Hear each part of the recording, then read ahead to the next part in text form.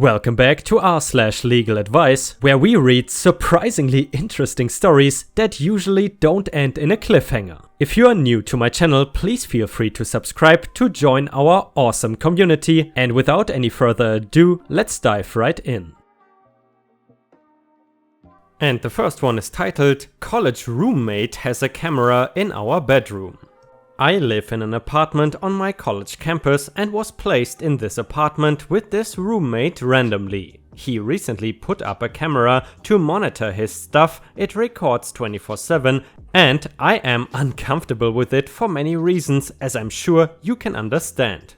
I have spoken with my RA and my RC, neither of them did anything about it and just suggested places for me to move into for the next semester. What can I do? This is in New York State.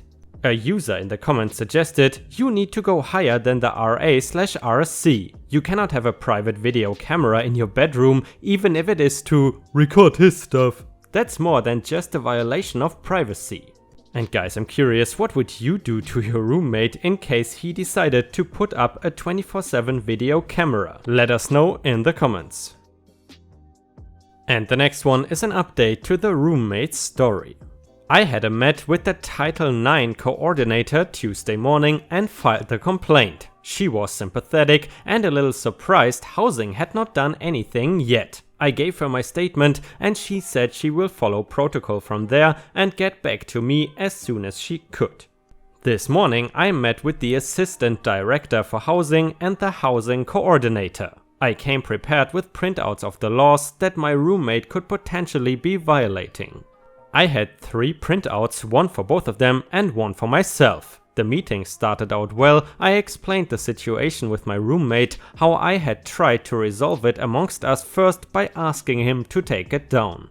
Next, how I spoke with the RA and what the RA said. And finally, how I had a meeting with the residential coordinator and what she said. They told me that both of them were following procedure and then offered to help me look for alternative housing for next semester. At this point I was a little frustrated and asked how he could possibly be allowed to film our room. They dodged the question and just kept offering to help me find housing for next semester. At this point I brought forth the potential laws my roommate could be breaking, not accusing him of breaking them, just educating them. And also how the school does not really have a policy on this issue and how they might want to update it. Here is where the meeting deteriorated. Both the AD and HC became hostile and extremely defensive. They defended both my roommate for wanting to protect his stuff and the school's policies, saying that the policy is fine and needs to revising.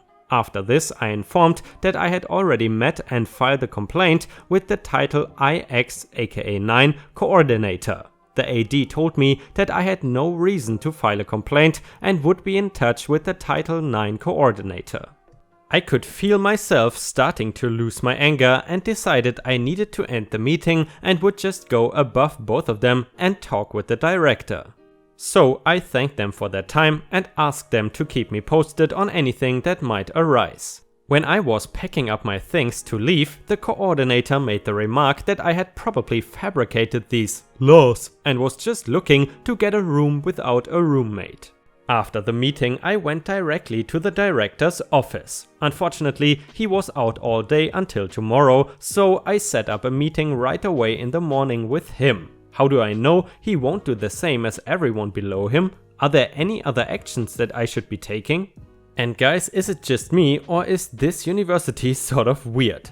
Why the hell would this be allowed in the policies? I don't really get it.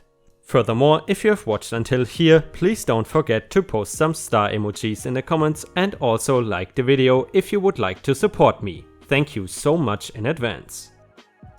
And the next one is once again an update to the college roommate story. A little earlier this morning I had a meeting with the director of housing. He had heard a little about what was happening but asked to hear my side of the story from start to finish. Before I told him what was happening, I let him know that I would be recording the meeting. There was a user that said I should have a backup one recording and a decoy one. I did, but it was not necessary. He said that was fine. So I told him start to finish what happened. When I told him that I had already met with the Title IX coordinator, his face seemed to drop a little. And it dropped even further when I told him about what the housing coordinator said after our meeting yesterday. After I finished the account of the story, he asked a few questions, why I thought my roommate put up the camera, what I thought would be the best resolution to this situation, if I had any problem moving to a new place. We then talked about possible solutions and concluded that me moving to a new apartment would probably be best. Even though he promised that the camera would be removed, I still want to move. I don't want my roommate to be able to mess with any of my stuff because he cannot have up a camera anymore. And I don't want to spend the money to buy a camera and put up to watch my stuff 24/7. All jokes aside, this has put a bit of a strain on my relationship with my roommate, and I really don't want him to do anything to my things or deal with the resentment the rest of the semester. The director apologized for what happened with the RA, RC, AD and HC. He asked for me to not talk with my roommate about what happened tonight and assured me it would be taken care of this evening. He also asked me to come back tomorrow in the afternoon to sign a few papers, not sure what they are for, but I assume it has to do with not pressing charges or anything like that, pick up the keys to my new apartment and update the Title IX coordinator on the situation. Thank you everyone for your advice, I followed almost all of it, I think this ended in the best possible way. And guys, is it just me or did the university sort of try to sweep this under the rug? In my opinion, there should be consequences for the RA, RC, AD and HC. Let me know what you think in the comments. The next one is titled, Disgruntled ex-employee came back to work a week ago and stabbed me. I am being fired because of it. I just now got out of the hospital. Last Monday on the 28th I had an old employee we let go on a Friday come in. Now this is not unusual as people generally forgot things when they leave. I asked him what he was doing here. He said he needed to talk to me about what happened. This guy was let go for budget reasons. Simple as that, we cut 5 employees and he unfortunately made the cut. I informed him that there was no real reason why he was let go, just a business decision, and that we would have glowing letters of recommendation for him, will not interfere with unemployment, and will actually give good references for everyone who called. This point he claims is bullcrap and gets hostile.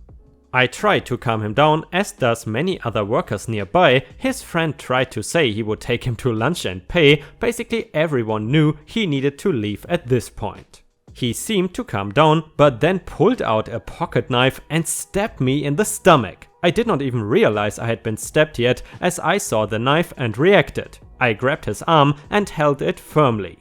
The adrenaline was running through me so much I did not realize I had been stabbed yet until I saw the blood. I started to panic and punched him with my free hand in the jaw a few times. I guess one of them hit home as he dropped to the ground. I sat down on the ground holding the knife in me as I knew it was probably the only thing keeping me from bleeding out. The other workers that were there held him down until the police arrived. The ambulance took me and I went in for surgery.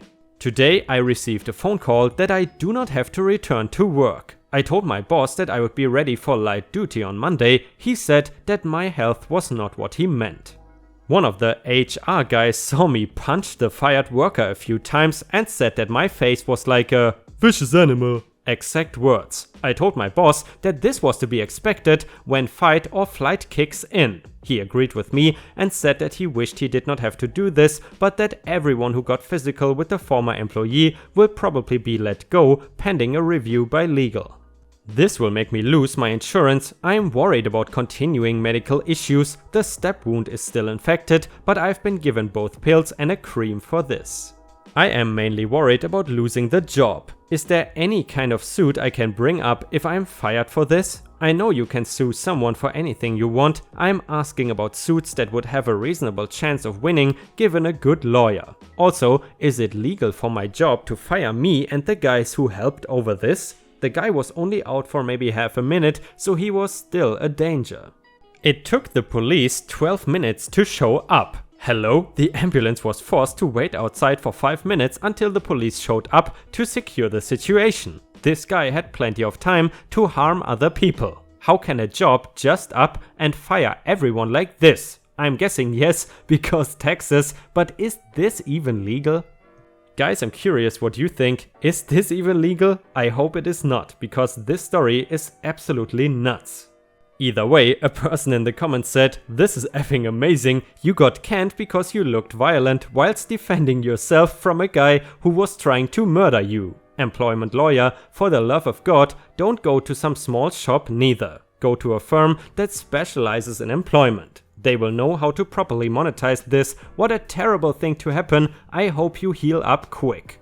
Another person said, "Yeah, I would love to meet the HR person who thought getting stabbed in the stomach is nothing to warrant a violent face while fighting a potential murder." And the next one is an update to the Stabbed at Work story. So, before I give the update, I wanted to say a few things. First, I'm not some Jiu-Jitsu, Muay Thai, Taekwondo, Krav Maga or Patrick Swayze Roadhouse style bar bouncer. I'm not a veteran who obtained my sick martial arts skills in the streets of Mosul.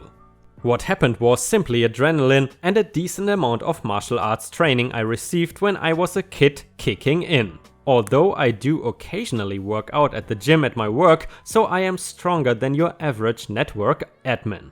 Also, for those calling bullcrap in the PMs saying that a punch to the jaw will not knock you out, well, I have a small lesson. A well-placed punch to the jaw can cause minor to major brain trauma, as the act of your brain shaking about in your head can overload the nervous system, making you lose consciousness. Your muscles instantly relax and you fall to the ground with no memory of the last few seconds. In other words, go watch some UFC. Second, to the people in the thread and in my PMs, I did not punch him in retaliation for stabbing me. His knife was still inside me and his hand was on the knife when I punched him in pure fear. More like 100% pure terror. So, on to the update. The company I worked for is a wholly owned subsidiary. This will be important later. The CEO of my company was unwilling to hear my side of it, no matter how many times I tried to approach him.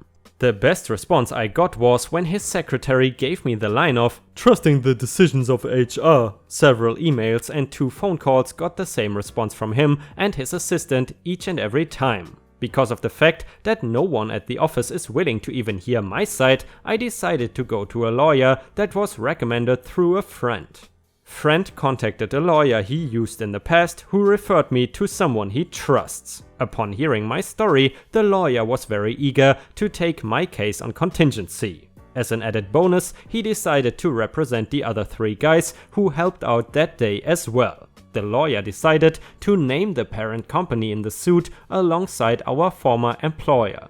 His reasoning is that the parent company would have reviewed all corporate policies that the subsidiary has and that they would have had final say on the policies and procedure. This would have inevitably included the zero tolerance workplace violence clause that caused us to be terminated. Well, the parent company, a company with many public contracts for city and state police in the area I might add, was not too happy to hear about what had happened. The event was apparently downplayed when it was reported to the parent company.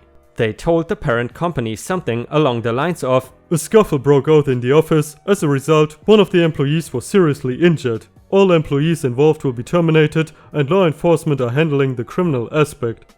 Paraphrasing, but that was the gist of it. Upon hearing about the truth of the matter, they were very quick to set up a meeting with us. This is a company that is in the self-defense and security business, not to be confused with people in the firearm business. They do not sell firearms, but do provide armor, non-lethal options, and have security subsidiaries for police, security firms, and private citizens.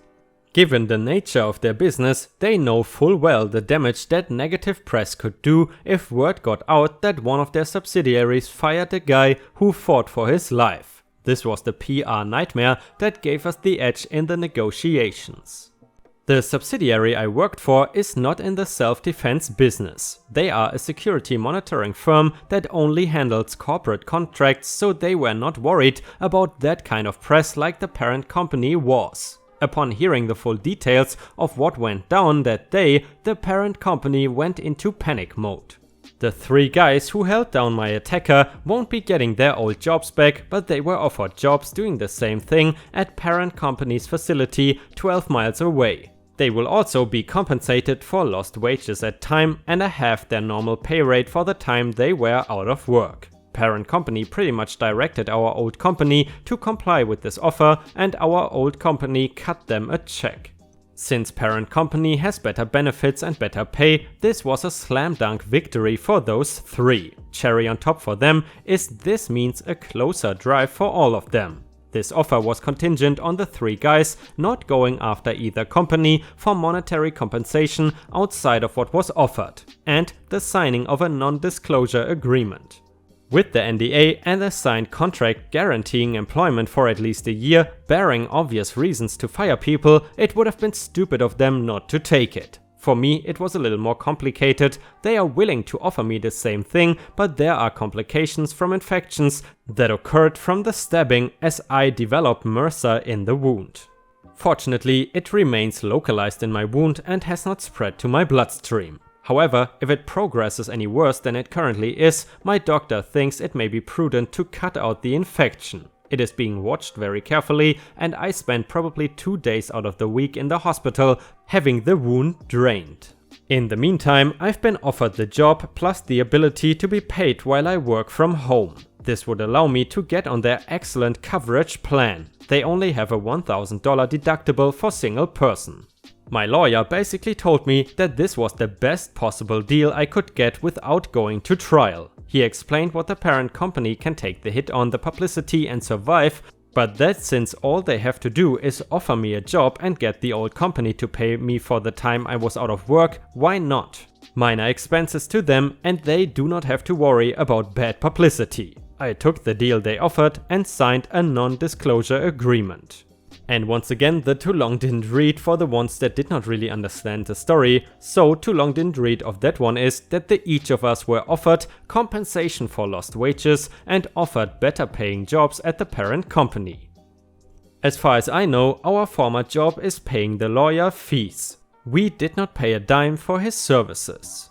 As for the guy who stabbed me, I was very pissed off to learn he was offered a plea deal. His charges were reduced from attempted murder to aggravated assault with a deadly weapon. Since he was a model citizen before his knife-wielding episode, and since this was a crime of passion, he was offered a mere 1 year in prison and a year of probation plus a $10,000 fine. I am told that there is the possibility that he can have his record expunged and that he can be out in as little as 6 months. I know that he has not appeared before the judge yet to take this plea deal. They were waiting to see if I would die, as the charge would obviously change from aggravated assault to murder. Once they found out that I was stable and that the MRSA was not life-threatening, they set a court date for the 12th. I will be there. Because of the fact that a lawsuit against him right now would be a lawsuit against his wife and child, I decided not to do anything on that front. Going after him would be a cash grab and would only hurt 2 people who had nothing to do with what happened that day. So I see no reason to sue him.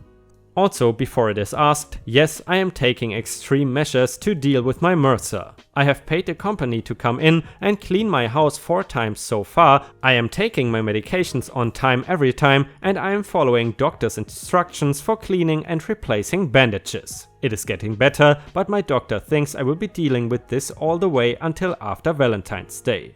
And guys, if you have watched this far, you are a true fan, and if you have not hit the bell button yet, I would suggest to do so, as this would help me out tremendously, and you can make sure that you won't miss a single video that I upload. And the next one is titled "Neighbor installed road over my property." Short update, I spoke to a lawyer who is helping take care of time-sensitive issues and will help me through this. As I feared for my safety, I will not be visiting the home until this is resolved. Location is Nebraska. Hello guys. I have a house in Nebraska on a decent piece of property that I sometimes go a year without visiting. Anyway, my property is 160 acres total, and I have 4 40-acre lots that line up. Most of it is heavily wooded, except a small clearing close to one of the roads that borders it. That is where the cane is. I have two neighbors to my east, one of which had the same setup as me, and the next one has, I don't know how much, but the north/south line is the same as mine and my immediate neighbor. For the sake of visualization, let's number the lots 1 through 4 going north to south. My cabin is in number 4 and my neighbor had a cabin in his number 4 as well. He recently sold his 1, 3 and 4. 3 and 4 to the same person and 1 to someone different that built a house there as well. Well, he kept 2 and he built a house on 2. Since he did not have any access and the people that bought his land did not want to let him go through their land, he decided to install a road through my woods. He cut a J-shaped road through my 1 alongside his former one that hooked into his 2 and also went into my 2. In order to do this, he cut down a few dozen trees, filled in a pond and built a bridge over a small stream. The path is about 9 feet wide, give or take, and has a thick coating of gravel on it. The bridge he built seems to be up to spec, at least it does not look like it's about to fall down. When I confronted him about this, he told me that since it had been there for more than 60 days, I have no rights to tell him to stop using the road he built, nor can I block him from using it. I tried putting a fence up across it. I don't have tools/machinery, so I just sank some poles into the ground and weaved some rope back and forth between it and hung a plywood board saying "Do not enter" on it, and he just ran through it with his truck. I've heard of people gaining ownership of land after using it freely for a period of time, but I have no idea how long that is. Furthermore, he's a bit old-fashioned, or should I say, a pig-headed sexist, and I would be afraid to get into a conflict with him out here. Any advice would be appreciated. And a user in the comments suggested this: your neighbor is a bad liar. He knew what he was doing. There are a number of options here, and you will need a lawyer no matter what you decide to do. You could sue this guy for encroaching on your property, you could work out a lease agreement with him to use the road on your property. It is your land, so it is your choice. I'm actually curious how he was able to sell off the other lots while still intending to reside on a lot with no road access. He might actually have broken some laws there too. I'm also wondering how the county can reach his property now for property tax assessments, since it has no legal public access. First thing, go pull your deed and the deeds of your neighbors and make sure you are sure about where the property lines are. Deeds are open public records and can be retrieved from your county. And the update to the story from just now reads like this. Short update: the neighbor had an accident on his property and will no longer be an issue. His heir and I settled out of court. The county is still figuring out how much the fines will be, but they will be quite sizable, and part of the settlement was the agreement that the neighbor's estate will cover all fines due to the work. Note, mistakenly posted this in off-topic first, sorry. And with that, we have reached the end of the video. I hope you enjoyed today's content, and if you did, please don't forget to subscribe to the channel to join our amazing community. Furthermore, don't forget to go to r/ripe stories on Reddit to post your own stories if you want me to read them out in a video. I hope you have a fantastic day, and I see you again tomorrow.